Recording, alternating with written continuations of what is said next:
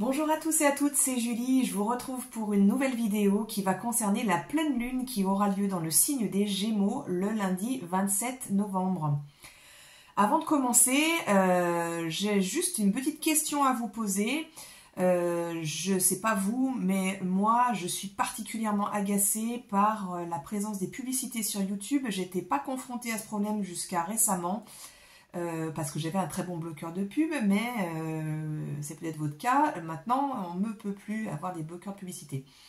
Donc jusqu'à présent, je ne m'étais pas réellement posé la question, mais quand j'ai dû récemment être confrontée au problème des publicités sur YouTube, qui m'agacent beaucoup, eh bien, je me suis dit, en fait, il doit se passer la même chose sur ma chaîne à moi. Et donc, cette semaine, je suis allée dans les paramètres de ma chaîne.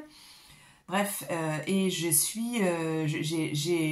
fait ce qu'il fallait normalement pour que vous n'ayez plus de pub, parce que je ne veux pas contribuer à ce que les vidéos que je publie deviennent un prétexte à faire vendre un produit que en plus je n'ai pas choisi, et enfin je veux pas être mêlée à ça quoi. Donc voilà, donc normalement vous devriez plus avoir de pub sur ma chaîne. Mais en fait, j'en sais rien, parce que je suis pas du tout professionnelle dans ce genre de domaine-là. Et donc, est-ce que vous pourriez me faire des retours et me dire si, effectivement, vous avez plus de pub quand vous visionnez une de mes vidéos, ou si ça n'a pas marché et qu'il faut que je fasse une autre démarche. Voilà, c'était pour la première petite parenthèse. Et on va passer tout de suite à la vidéo de la pleine lune. Alors, la mauvaise nouvelle, c'est qu'on va avoir une période vraiment intense et probablement très très inconfortable au niveau relationnel. La bonne nouvelle, c'est qu'on a beaucoup d'outils et beaucoup, on va dire, de protagonistes qui sont là pour nous permettre une véritable guérison et une véritable transmutation d'anciens schémas. Et on va y revenir. On va parler de 3 points, on va parler de l'enthousiasme retrouvé et de l'idéal, la quête de l'idéal avec les planètes qui sont actuellement dans le signe du Sagittaire. On va parler également d'une certaine bouffée d'air et d'une volonté de légèreté qui sera peut-être pas si évidente que ça, on va en parler avec la Lune en Gémeaux. Et puis ensuite on va parler de Vénus, qui est très, pour moi, c'est la planète la plus importante de cette carte du ciel de pleine lune, qui est très présente, très importante, très aspectée, et on va en parler de toute cette sphère relationnelle qui est au cœur de ce qui va se passer au niveau de la pleine lune, et donc de nos préoccupations du moment. Voilà. On commence tout de suite en parlant du signe du Sagittaire dans lequel se trouve désormais le Soleil, toujours conjoint à Mars et Mars également en Sagittaire. On trouve également l'astéroïde dont on a parlé la dernière fois, Cérès, qui elle aussi est passée en Sagittaire. Alors, cette période du Scorpion qu'on vient de quitter, ou qu'on est en passe de quitter, selon le jour où vous avez visionné cette vidéo, elle a été, comme d'habitude, assez profonde, assez dense, assez intense, et puis c'est une période toujours d'intériorisation où, comme on en a parlé très longuement, la dernière fois, on va à la rencontre de ses propres ombres, on plonge à l'intérieur, et on va chercher ce qui est prêt à être transmuté, être alchimisé pour pouvoir avancer sur la prochaine étape d'évolution. Cette période a pu être donc assez intense, on en a bien parlé, et on sort de cette étape-là avec le Sagittaire qui, lui, vraiment à l'opposé du Scorpion, ne veut plus du tout aller à l'intérieur, mais est un signe qui est plutôt expansif. Et je dis plutôt, je devrais dire, ici on a une énergie qui est extrêmement expansive, puisqu'on trouve à la fois le signe du Sagittaire qui est un signe de feu, donc émissif, mais le soleil qui, on le sait bien, est une boule de feu et qui, elle aussi, donc est une énergie feu. Et en plus, on trouve cette énergie de Mars qui est donc régent du signe de feu du Bélier. Donc on a vraiment cette énergie feu qui est très présente. Et donc on est vraiment dans une énergie qui est radicalement différente de l'énergie d'eau profonde, trouble du Scorpion. Voilà, on sort de tout ça, on émerge et on va faire quelque chose qui est beaucoup plus enthousiaste. Le Sagittaire a vraiment ses qualités de foi en quelque chose de plus grand et aussi de foi en l'humanité, de foi en lui-même aussi, une espèce de confiance, de générosité aussi, et donc une confiance en l'humanité, une confiance en l'autre, une confiance en soi, une confiance aussi de là où il va. Voilà, c'est comme un petit peu une espèce de bonne étoile. en laquelle croit le Sagittaire et puis qui se manifeste dans sa vie. Donc on parle toujours d'archétype. Le Sagittaire, si on regarde son glyphe, c'est-à-dire son symbole, c'est une flèche qui est pointée vers le haut et il est tout à fait en lien avec le mythe de Chiron qui était donc un centaure, on va en parler un petit peu tout à l'heure. Et donc, on a encore une fois, on trouve ce centaure qui pointe une flèche vers le haut. Donc, on a vraiment un objectif qui a pu se clarifier grâce au travail fait par le Scorpion. Et c'est un petit peu comme ici, comme si ici, avec le Sagittaire, les planètes qui sont présentes veulent qu'on aille de l'avant, qu'on aille créer, construire quelque chose de porteur, quelque chose qui élève, qui nous élève nous, mais qui élève également aussi le collectif, parce que le Sagittaire, c'est un signe collectif, c'est pas un signe individuel. Les 6 premiers signes du Bélier à la Vierge sont des signes individuels qui cherchent donc à construire la personne avant que celle-ci puisse aller interagir et donner dans le monde. Et avec le Sagittaire, on est dans les signes qui sont collectifs, donc son objectif est un objectif d'élévation, d'une quête d'un idéal pour lui, oui, mais aussi qui profite au collectif.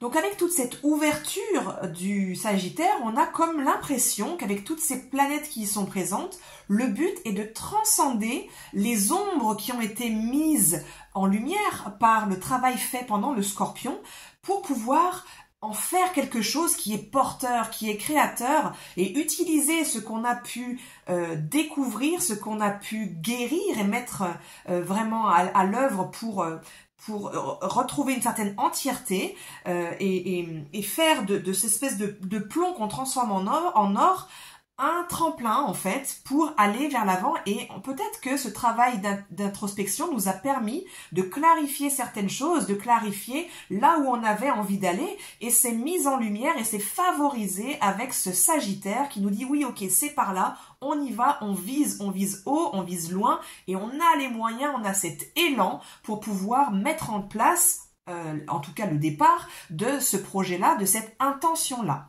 On a d'autant plus ici la présence de Mars qui est conjoint au Soleil et qui va rajouter son énergie, son enthousiasme, son élan de vie, son énergie, son dynamisme en fait au profit, au bénéfice du Soleil qui va dans ce but de quête d'élévation. Alors attention quand même parce que l'ambivalence avec Mars qui est conjoint au Soleil, c'est qu'il peut y avoir aussi une certaine impulsivité, une certaine colère qui est là. Mars, comme on en a déjà parlé, c'est pas une planète qui est très patiente, c'est la planète de l'action, mais l'action pas lente, l'action vive. Et il peut y avoir pas mal de frustration, on va en parler tout de suite parce que bon, toutes ces belles énergies c'est super, mais évidemment il y a un mais on retrouve ces deux planètes et également Cérès qui sont en carré à Saturne qui est lui repassé direct depuis quelque temps dans le signe des Poissons. Il est à 0 degré des Poissons et donc il est en carré à ces planètes-là.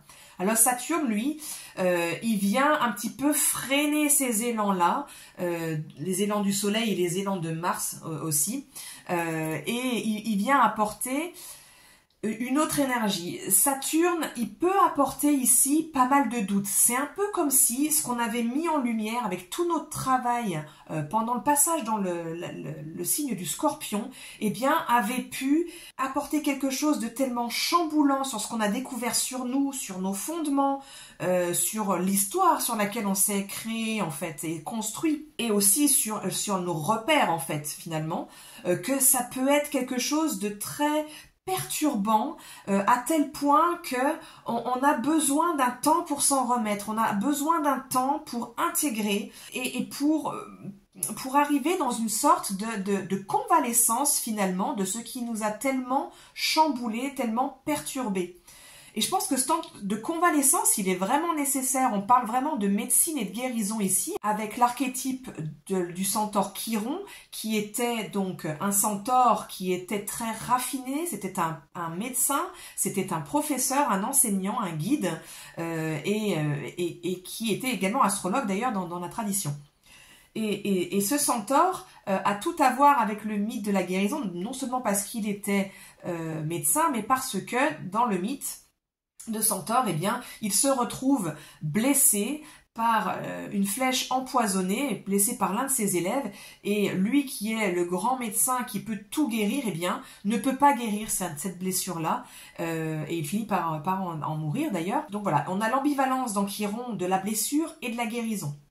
Et donc pour en revenir à cet aspect de convalescence, c'est intéressant parce que c'est une notion qui en fait a disparu de notre société depuis quelques décennies, alors qu'auparavant les médecins prescrivaient une période de convalescence et même parfois des lieux de convalescence. Mais lorsqu'on a une maladie, lorsqu'on a une épreuve en fait, qu'elle soit physique ou psychique ou émotionnelle, eh bien la période de convalescence a disparu de notre vocabulaire.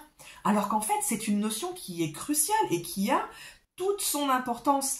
Et je crois qu'ici, ce que vient nous dire Saturne, qui est en Poisson et qui est en carré au Soleil, et en carré donc aux aspirations de Mars et du Soleil en Sagittaire, à cette élévation, à aller très vite et très fort de l'avant avec enthousiasme et vivacité, eh bien c'est de nous dire oui, ok, mais on va prendre le temps en fait de structurer et d'intégrer tout ce qui vient d'être mis à jour là, parce que c'est des gros morceaux et il y a besoin de cette intégration, il y a besoin de cette convalescence là avant d'aller de l'avant. Alors ça, Mars, ça va pas lui plaire du tout, hein, comme vous vous en doutez, parce que lui, il a vraiment envie d'aller de l'avant et vite, et donc il peut y avoir cette frustration assez forte avec le carré, la friction Saturne-Mars. Et d'ailleurs, la présence de Cérès, qui est aussi toujours conjointe au Soleil et à Mars, et cette fois en Sagittaire, vient renforcer cette idée, comme on a dit la dernière fois, qu'il faut se créer un espace sécure en fait. Donc auparavant, c'était pour explorer les profondeurs du Scorpion. Ici, c'est pour aller de l'avant. Donc au lieu de se brûler, en fait, au lieu de brûler les étapes, eh bien, certes, on va de l'avant, on a fixé notre objectif, on y va, on se donne les moyens d'y aller, mais sans brûler la chandelle par les deux bouts et sans complètement se cramer quoi en fait, et ne pas plus avoir les moyens d'assouvir notre pulsion de vie, notre pulsion d'aller de l'avant. Donc on se donne les moyens, on prend le temps, même si ça peut être un peu frustrant, même si c'est un peu ambivalent avec cette notion Mars Soleil en Sagittaire, on prend quand même ce temps-là.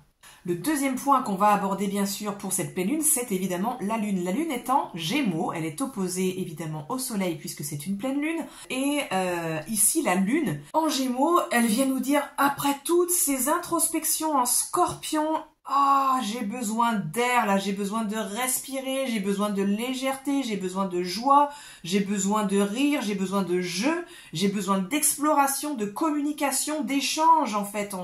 Donc on sort du cocon et de l'introspection avec le Scorpion et de ces aspects sombres, profonds, qui d'ailleurs sont très inconfortables pour la Lune, pour on s'ouvre là, vraiment, il y a vraiment ce besoin de rencontrer, de découvrir, d'explorer.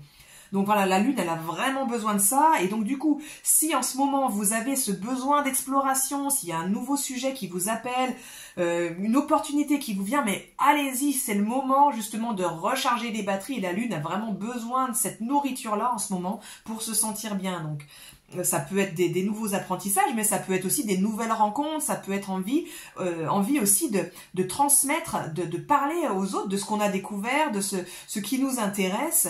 Le Gémeaux, c'est la découverte, mais c'est aussi la transmission, c'est aussi le partage.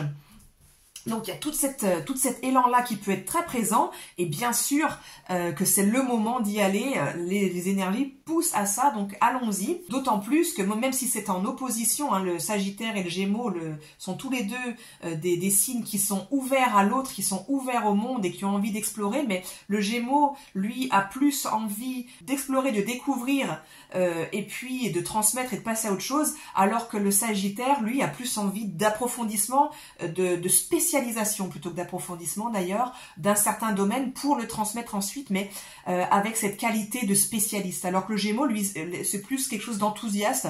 Ça m'a enthousiasmé, voilà ce que j'ai découvert, voilà, je vous le partage. Donc il y a vraiment ces deux énergies-là, mais en tout cas, nourrir ce besoin de la Lune est vraiment crucial en ce moment. Donc si vous avez ces opportunités-là, même si c'est juste une initiation, même si c'est juste une rencontre d'une journée, bien profitez-en, allez-y. Ça risque de pas être aussi simple que ça, parce que la Lune, elle aussi, se trouve en carré avec toujours ce Saturne. Et Saturne, lui, il vient freiner, il vient un peu comme frustré, un peu comme un élan un peu castrateur, j'ai envie de dire, de la Lune ici. Et il vient dire, oui, ok, alors bon, t'as envie de jouer, t'as envie de découvrir, t'as envie de temps pour toi, pour explorer, c'est très bien, mais oublie pas que t'as tout un tas d'obligations là. Donc il y a ça à faire, il y a ça à faire, il y a ça à faire, t'es aussi responsable de ça. Saturne, il vient nous remettre devant nos obligations, devant nos responsabilités, devant notre part adulte, construite, sérieuse, alors que le Gémeaux, lui, il a envie de s'amuser. Donc on voit bien la dissonance en fait ici. Donc ici, quelle est l'idée? L'idée, c'est de concilier les deux, même si ça peut paraître complètement antinomique quand on voit ces deux pans-là. Effectivement, cet élan-là, cette envie d'apprendre, de découvrir, de jouer, de prendre du bon temps, n'empêche pas qu'on ait des obligations et on peut pas faire tout ce qu'on veut. Ceci dit, c'est la vie quotidienne en fait, c'est toujours comme ça. Mais là, on va être confronté peut-être un petit peu plus durement, ou en tout cas de manière plus présente, à cette un peu dichotomie entre les obligations, les responsabilités, et le besoin de prendre soin de l'autre. Probablement il y aura de ça puisque Saturne est en Poisson, donc c'est un signe altruiste. Donc certainement qu'il y aura besoin, certainement qu'il s'agira de responsabilités qui font intervenir d'autres personnes dont on peut être responsable dans notre métier ou dans notre cercle familial.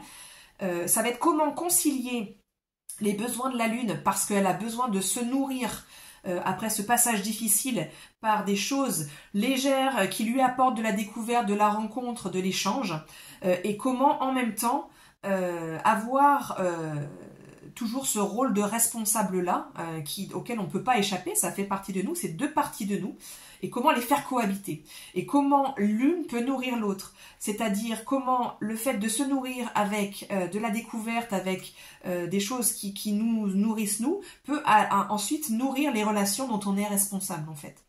Voilà, et comment cela peut nous permettre de recharger un peu nos batteries, de sorte que on a suffisamment de jus pour pouvoir alimenter les espaces où on a de la responsabilité à tenir. Voilà, je pense qu'il y a assez des choses à concilier. Ça, comme c'est un carré, ça risque d'être un petit peu délicat à faire. Voilà, ça va être tout l'enjeu va être là d'arriver à nourrir les deux. Voilà, et je passe au gros morceau qui est Vénus. Vénus est arrivée dans son signe de la Balance depuis quelques semaines déjà. Elle est régente de la Balance et elle est donc régente aussi du nœud sud qui est en Balance. Et voilà que Vénus désormais rejoint la Balance. Vénus est à 21 degrés de la Balance et le nœud sud est à 24 degrés de la Balance, donc on a vraiment une conjonction assez proche. Le nœud sud, comme on en a déjà parlé, vient ici nous faire revisiter tous les aspects qui vont être... Bon, ici on va parler de la sphère relationnelle parce que c'est tellement flagrant avec Vénus que il y a d'autres choses qui sont en jeu, mais vraiment ici, je vais me focaliser sur la sphère relationnelle. Donc, tous les schémas biaisés de la sphère relationnelle avec lesquels on a pu se construire dans notre enfance et même qu'on peut avoir amené au-delà de cette incarnation, si on y croit.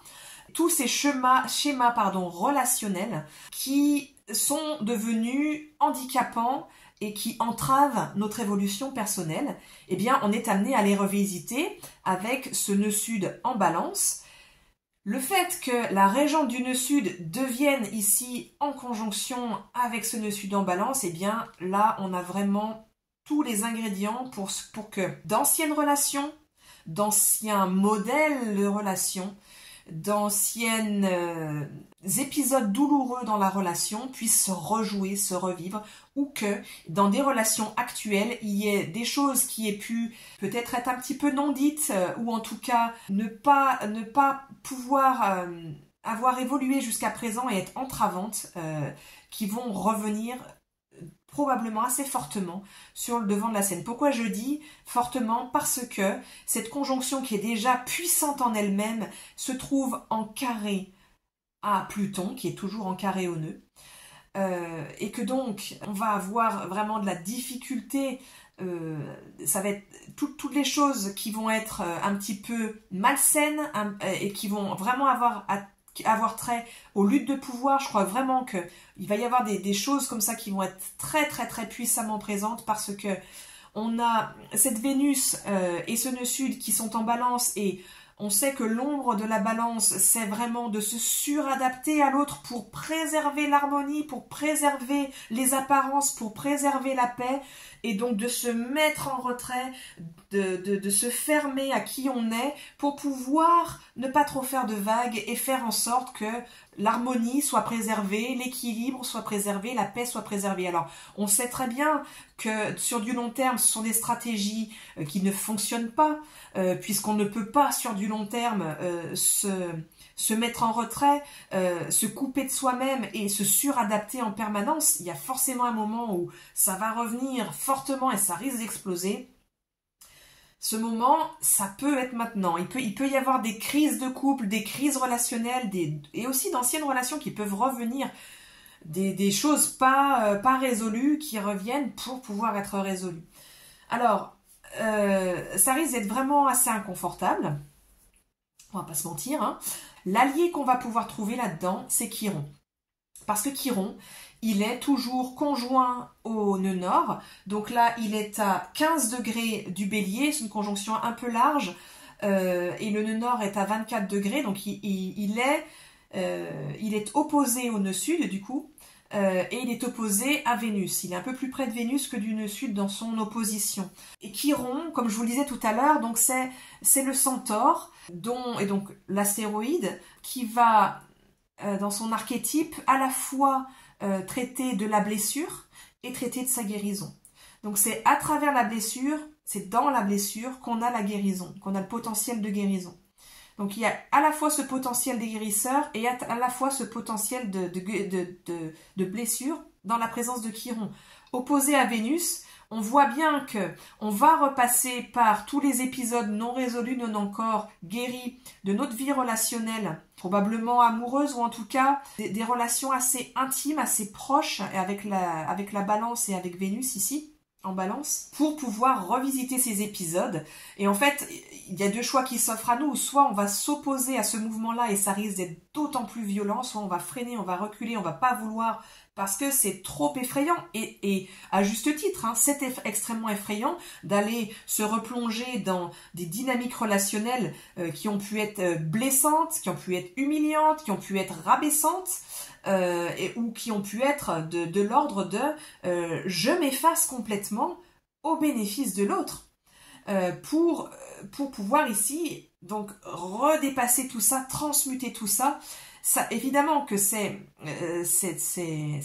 représente un défi majeur d'aller transmuter ça, d'aller traverser, regarder ça, travailler ça, mais c'est le travail qui nous est demandé et qui est favorisé par Chiron. Même s'il est en opposition, Chiron, il vient dire, bon, il n'y a plus le choix en fait ici. Ces dynamiques-là qui reviennent encore une fois sur l'avant de la scène, eh bien, c'est le moment de les guérir.